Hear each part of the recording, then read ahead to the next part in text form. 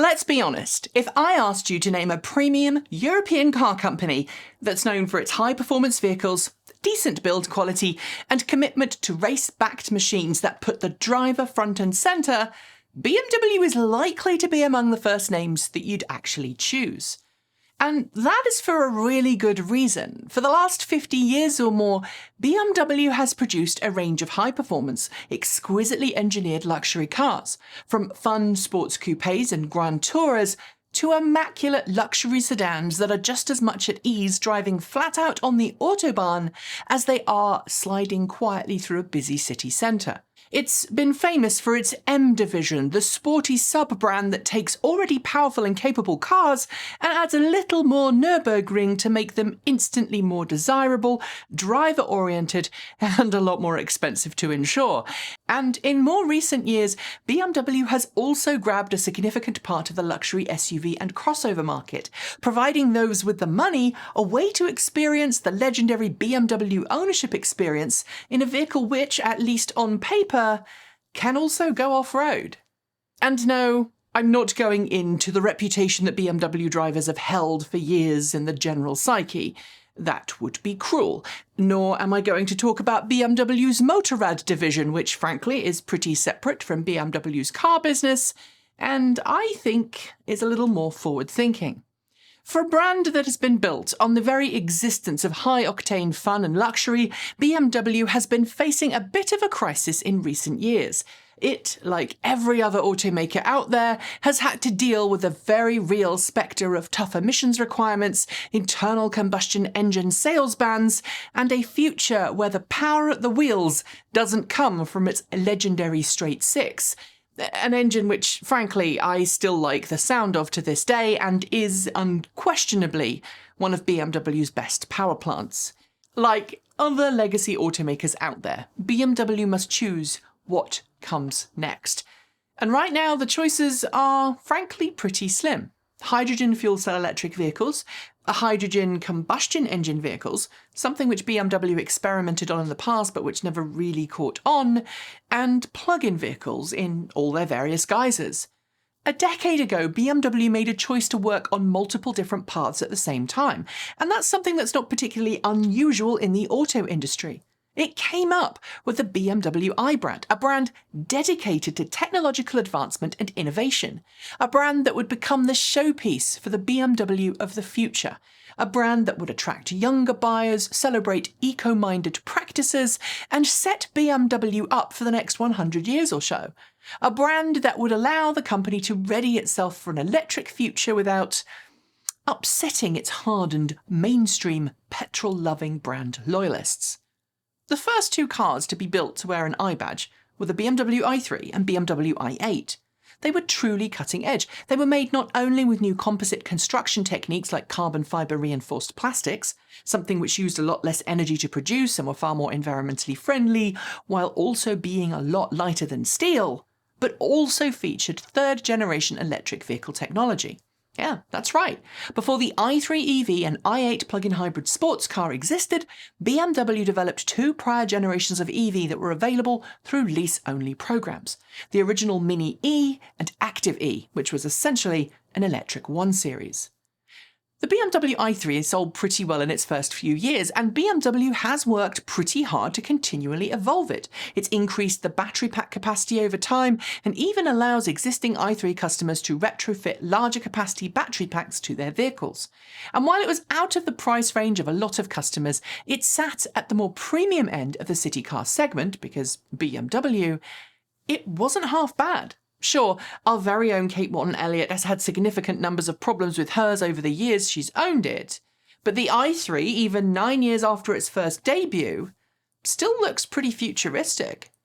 Its focus on energy efficiency through vehicle design, rather than simply putting larger battery packs inside, is something that I'm frankly happy to see. And the i8, while essentially a 3-cylinder turbocharged sports car with electric motors, a battery pack and a plug, also did a lot to gain attention for the brand.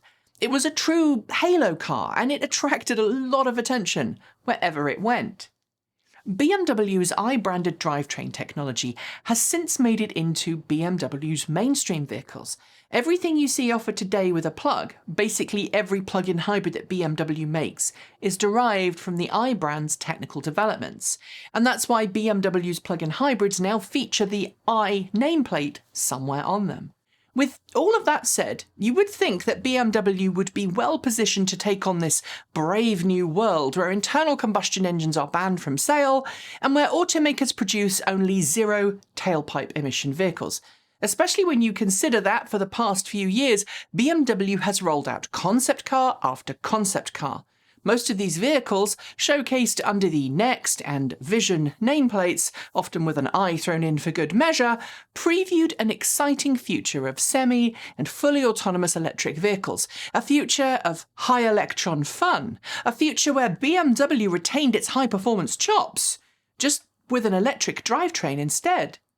But earlier today, during its annual conference at its headquarters in Munich, Germany, BMW finally took the wraps off a car it has been teasing us for way too long, the 2022 BMW i4 electric sedan.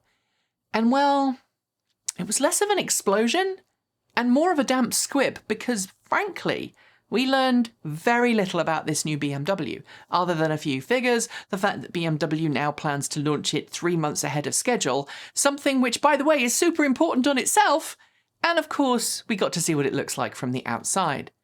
This was an anti-climax to all of the teasing and all of the test photographs and all of the camouflaged spy shots that BMW has trickled us over the last 18 months. Coming hot on the heels of the pricing for the BMW iX SUV, another vehicle that's due to go on sale as a 2022 model year vehicle this year, it got me wondering, if the BMW i4 is all that, why was it revealed in the way it was?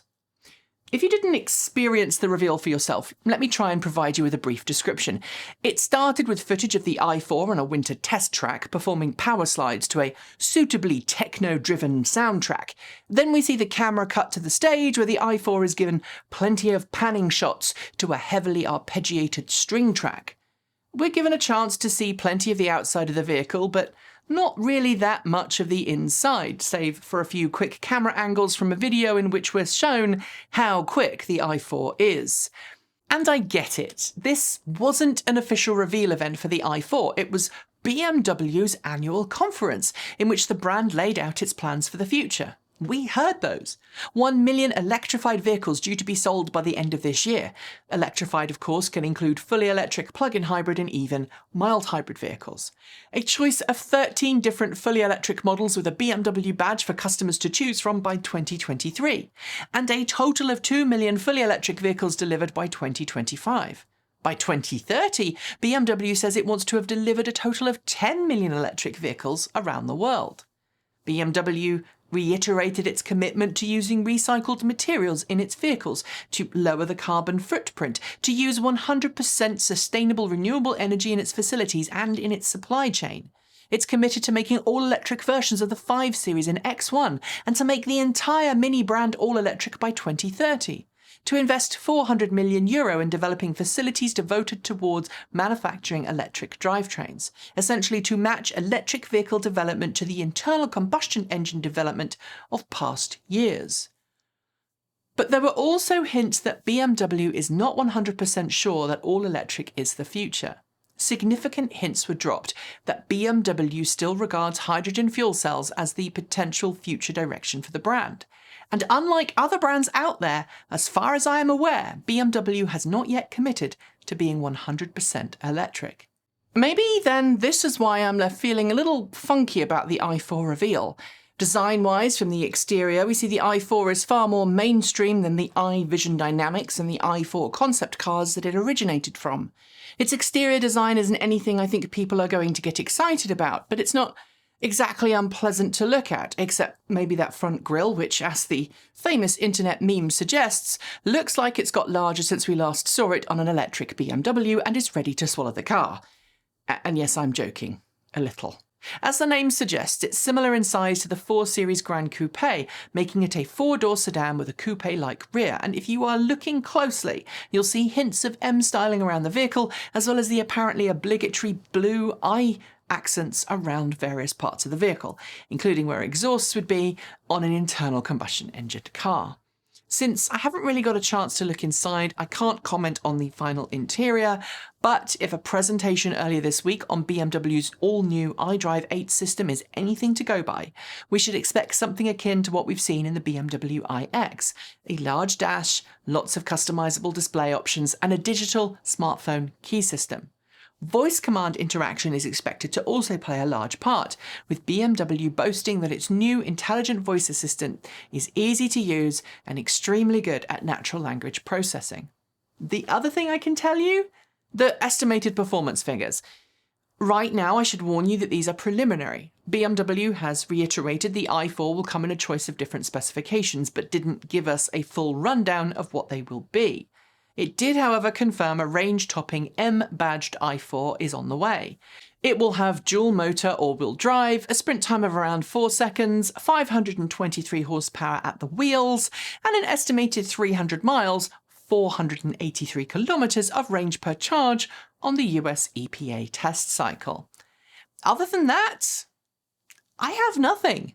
If I tell you that the first Vision Dynamics car, the essential precursor to the i4, was first debuted in 2017, I think you might understand my frustration a little more. We have got to a point here where the car is ready in pre-production intent form, and BMW still isn't giving us final details. And this tells me that while BMW loves to lose lots of verbose language in its press releases, seriously, it's the only car company that can write a 10-page press release on a simple model year change, it still doesn't appear to be fully committed to making the jump to electric.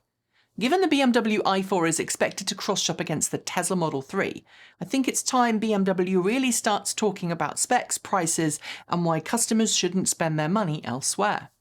Talking of which, I do have a hint on price. While we don't have pricing for the i4 yet, BMW announced this week that its iX xDrive 50, its high-performance all-electric SUV, complete with 100 kWh battery pack and a similar expected range to the i4, would likely have a mid-$80,000 starting price point in the US when it goes on sale there later this year. That puts it right in the same kind of place as an entry-level Tesla Model X. And while one is likely going to be far better built than the other, there's nothing about BMW's electric models that stand out to me as making them superior or worthy of a look, other than build quality concerns. If we consider that Volkswagen, a BMW rival, didn't really start getting serious about electric vehicles until a few years ago, and BMW has been testing and building and refining electric vehicles and its modern electric vehicle platform continuously since 2009, well, I think it's a shame that BMW is where it is. If I had to bet on which of these two German rivals are truly going to go full bore on electrics, I would choose Volkswagen. BMW? It's almost like it's not fully convinced yet. What say you? That's it for today. As always, thanks to the folks on my right for being our $15 to $49 a month Patreon supporters. Special thanks to our $50 a month Patreons, Regine Fellows, Gordon C., Paul Conway, Laura Sanborn, Anthony Coates, Sean Ueda and Tazza in the Gong, and our deepest gratitude to our $100 a month Patreon supporters, John Lyons, Marcel Ward, Reggie Watts, JP Fagerback, Will Graylin, and Ian. You can join all of these amazing Patreon supporters by following the links below. You will also find a link to send us a tip through Ko-fi or Bitcoin if you'd prefer to support us that way. There's also a link below to our Discord chat server, which is completely free to join, so please join up if you are feeling chatty. And as usual, you'll find everything from t-shirts to face masks and water bottles at our Redbubble store. Thanks for joining me, and as always, keep evolving!